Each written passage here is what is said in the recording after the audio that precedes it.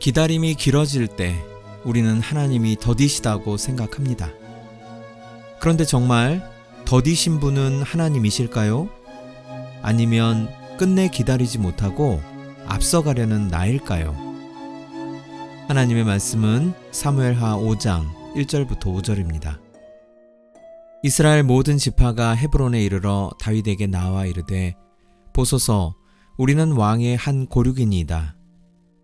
전에 곧 사울이 우리의 왕이 되었을 때에도 이스라엘을 거느려 출입하게 하신 분은 왕이시었고 여호와께서도 왕에게 말씀하시기를 내가 내 백성 이스라엘의 목자가 되며 내가 이스라엘의 주권자가 되리라 하셨나이다 하니라.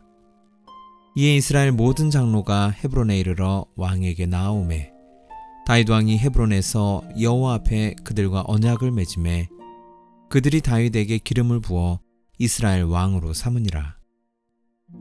다윗이 나이가 30세에 왕위에 올라 40년 동안 다스렸으되 헤브론에서 7년 6개월 동안 유다를 다스렸고 예루살렘에서 33년 동안 온 이스라엘과 유다를 다스렸더라.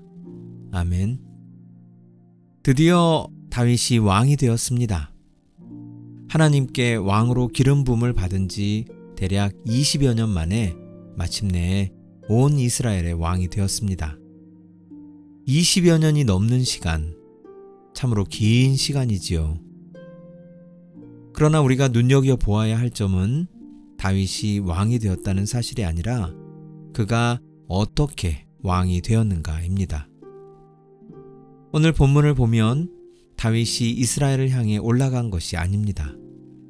이스라엘 모든 지파가 헤브론으로 내려왔습니다. 헤브론이 어떤 곳입니까? 예루살렘에서 남쪽으로 30km쯤 떨어진 유다 산지 깊숙한 곳입니다. 아브라함이 장막을 쳤던 마므레가 그 곁에 있고 사라와 아브라함과 이삭과 야곱이 잠들어 있는 막벨라 굴이 바로 그 땅에 있습니다. 한마디로 헤브론은 유다의 심장, 다윗의 안방입니다. 그런데 북쪽 지파들이 자기네 본거지를 떠나 다윗의 안방까지 제 발로 걸어 내려왔습니다. 그들이 와서 무엇라고 말합니까? 보소서 우리는 왕의 한 고륙이니이다. 남남이 아니라 한 몸이라는 고백입니다. 그리고 그들은 세 가지를 근거로 다윗을 청합니다. 우리가 본래 한 핏줄이라는 점, 사울 시대에도 이스라엘의 실질적인 지도자는 다윗이었다는 점, 그리고 무엇보다 여호와께서 다윗을 목자로 세우겠다 말씀하셨다는 점입니다. 혈연과 검증된 섬김과 하나님의 약속, 이 세 줄기가 한 곳으로 흘러 다윗 앞에 모였습니다. 이 자리에서 다윗은 세 번째로 기름 부음을 받습니다. 사무엘이 베들레헴에서 부었고 유다 사람들이 헤브론에서 부었고 이제 온 이스라엘의 장로들이 부어줍니다. 그러므로 다윗의 왕권은 빼앗은 왕권이 아니라 언약으로 받은 왕권입니다. 이스라엘의 12지파가 헤브론에 모여 언약, 즉 하나님의 말씀 안에서 연합하였습니다. 헤브론에서 헤브론하라는 하나님의 뜻이 온전히 이루어졌습니다. 여러분, 우리 사무엘하 1장부터 다시 찬찬히 생각해 보아요. 사울왕이 죽은 후에 다윗은 시글락에 가만히 머문 채 아무것도 하지 않았습니다. 다윗은 사울왕과 요나단 왕자의 죽음에 크게 애통해하면서 애도시를 지어 노래할 뿐이었습니다. 2장에서 하나님은 다윗에게 헤브론으로 가라고 말씀하십니다. 다윗이 헤브론은 싫고 종교적 수도인 실로나 정치적 수도인 기브아 같은 곳으로 가고 싶다고 하나님께 조를 법도 하고 하나님을 설득할 법도 한데 다윗은 헤브론에서 헤브론하라는 하나님의 뜻을 알아차리고 아무 말 없이 헤브론으로 향했습니다. 다윗은 이렇게 하나님의 마음에 공감하고 하나님의 뜻을 이루기 위해 헤브론에 왔건만 다윗의 헤브론 정책을 방해하는 세력들은 무술 대회를 빙자한 사륙전이나 벌이고 있었습니다. 3장에서도 아브넬과 요압으로 대표되는 방해 세력들은 다윗의 헤브론 정책을 엉망진창으로 만들었지요. 그러나 하나님께서는 바로 그 엉망진창인 상황을 이용하셨습니다. 다윗이 아브넬의 장사를 진심으로 치루어 줌으로써 오히려 이스라엘 백성들이 다윗에게 마음을 열게 하셨습니다. 4장에서도 다윗의 헤브론 정책을 방해하는 또 다른 세력이 등장합니다. 바하나 레갑이 이스보셋 왕을 암살하고 그 증거물을 가지고 다윗을 찾아왔습니다. 이스보셋만 없으면 다윗이 자동으로 왕이 될 것이고, 그러면 자기들은 다윗이 왕이 되는데 1등 공신이 될 것이라고 생각했기 때문입니다. 다윗은 그들을 가차없이 처단하고 이스보셋을 정중히 장례를 치루어 줍니다. 여러분, 사무엘하 1장부터 4장까지 다윗이 대활약을 했습니까? 다윗이 한 일이라고는 사울 왕의 장례, 아브넬의 장례, 이스보셋의 장례, 이렇게 장례식 3번 치루어 준 것밖에는 없습니다. 1장부터 4장까지 나머지 내용들은 못된 꾀를 가지고 다윗에게 찾아오는 사람들과 그들의 결말뿐입니다. 그래서 다윗의 삶 중에서 사무엘하 1장부터 5장까지의 내용은 흔히들 대수롭지 않게 여기고 넘어갑니다. 여러분, 그렇지 않습니다. 광야의 10여 년을 지나온 직후 다윗의 영성이 가장 깊던 시간이 바로 여기입니다. 진국 중에 진국이고 엑기스 중에 엑기스입니다. 저는 사무엘하 1장부터 5장까지 읽을 때마다 다윗의 그 진한 영성에 제 마음까지 녹아들어 평안해집니다. 생각해보면 다윗은 사무엘하 1장부터 4장까지의 시간에서 무엇이든 할 수 있었습니다. 다윗에게는 하나님께 기름 부음 받은 사람이라는 명분이 있었습니다. 다윗에게는 충성스러운 용사들이 있었습니다. 다윗 자신이 용사 중의 용사였고 총명한 두뇌의 소유자였습니다. 다윗은 자기가 가진 명분과 자산들을 활용해서 왕이 되기 위해 얼마든지 움직일 수 있었습니다.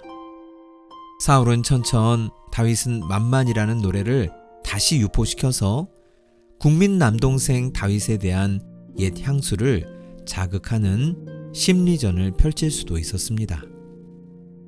무력 시위를 해서 백성들의 간담을 서늘하게 할 수도 있었습니다.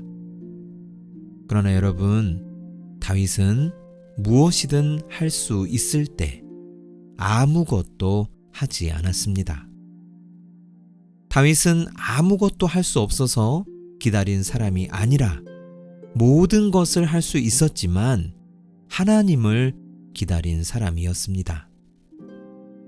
다윗은 하나님보다 앞서서 행하려 하는 그 어떤 일도 하지 않았습니다.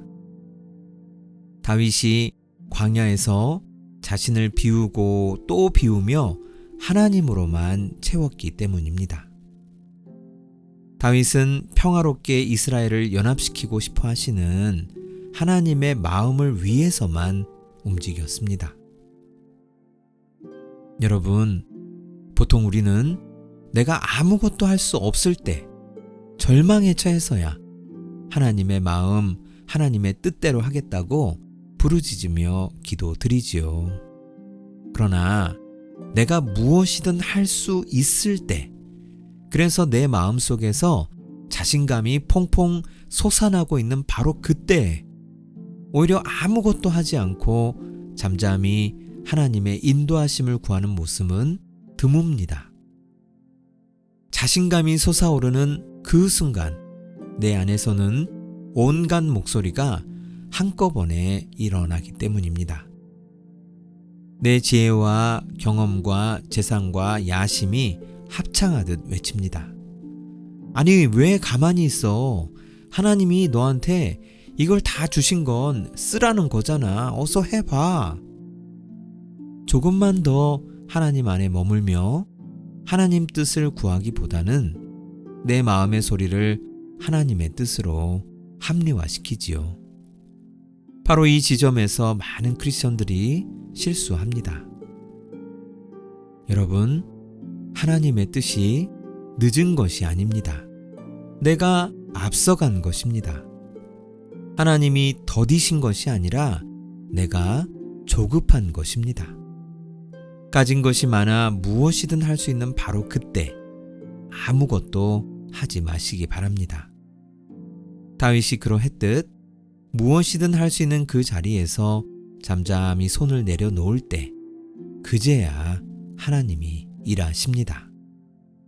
하나님께 기도드리겠습니다. 주님, 제가 무엇이든 할 수 있을 때 아무것도 하지 않기를 원합니다. 주님보다 앞서 나가려고 하는 그 어떤 발걸음도 멈추게 하소서. 주님, 비우고 또 비우는 그 자리에 주님으로만 채워지는 사람으로 오늘을 살아가게 하옵소서. 예수님의 이름으로 기도드립니다. 아멘. 묵상 질문을 드립니다. 내가 무엇이든 할 수 있다고 느끼는 자리에서 지금 하나님보다 앞서가고 있지는 않습니까? 비우는 자리마다 하나님으로 채워지는 은혜가 오늘 여러분과 함께 하시기 바랍니다.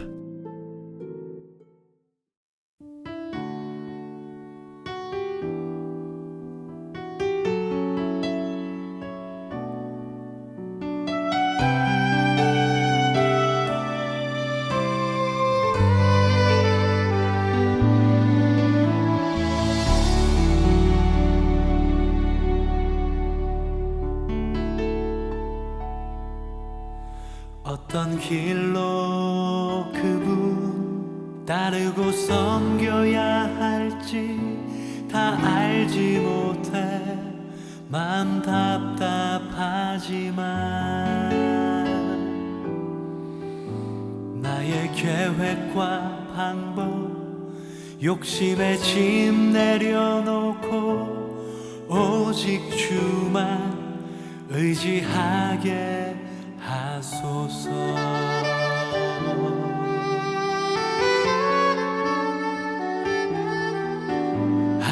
한날의 두려움 나의 삶의 안락함 다 내려놓고 가장 낮은 곳에서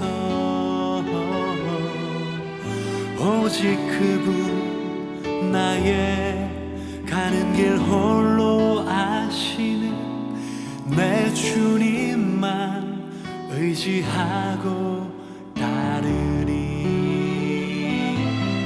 오직 그분 나의 가는 길 홀로 아시는 그분만 의지하리.